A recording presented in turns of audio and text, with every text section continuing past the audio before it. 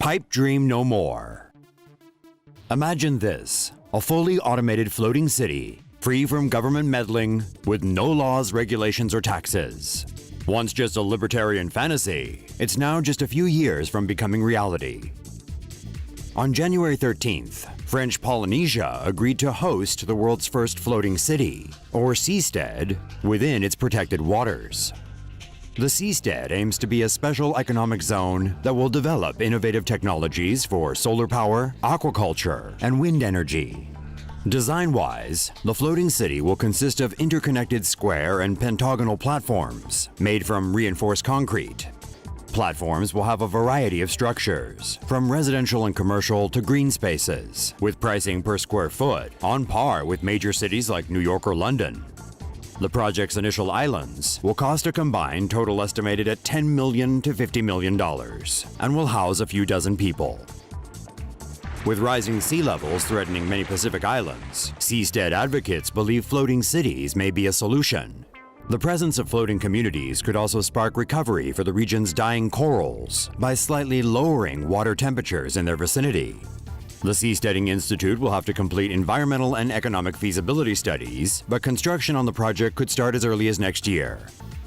Keep watching for more badass floating structures. Chicago hopes to build floating solar-powered bike path. Mayor Rahm Emanuel is hoping to build a floating bike path along the Chicago River in an effort to make the city the most bike-friendly city in the U.S.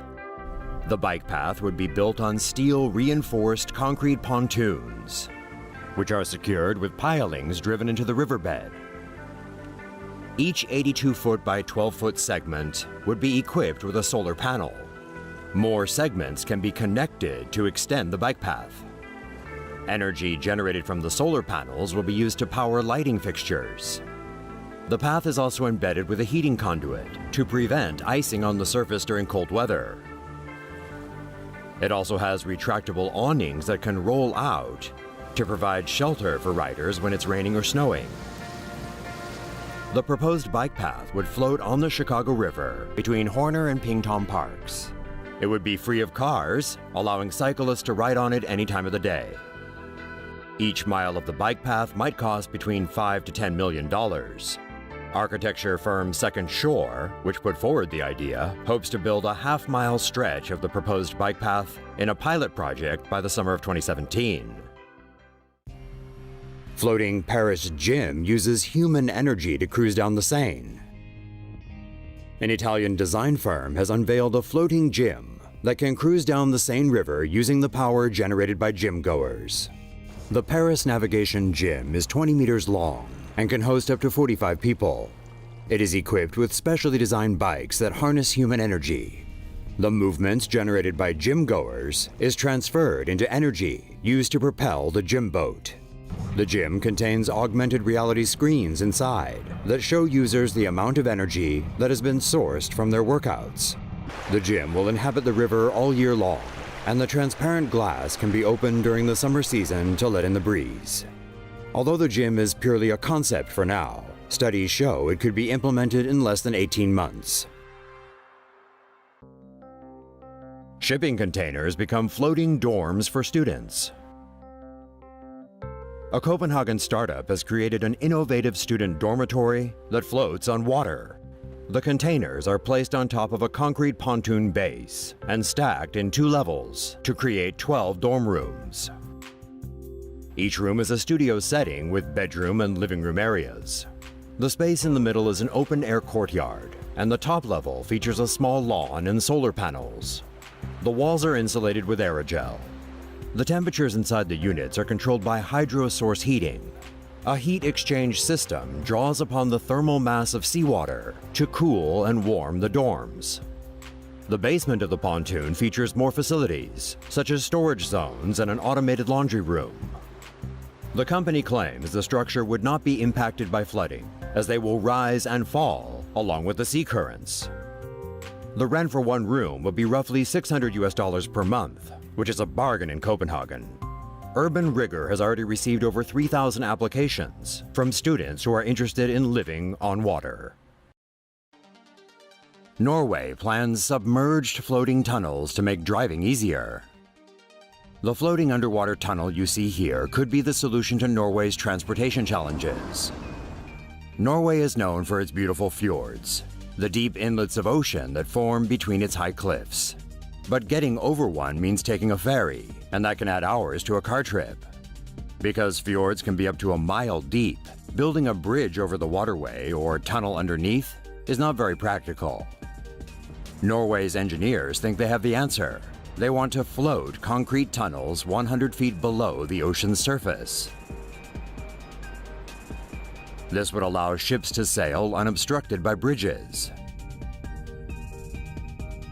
That's because floating pontoons would hold the concrete tunnels in place. At the moment, engineers are crunching the numbers on the ambitious $25 billion project.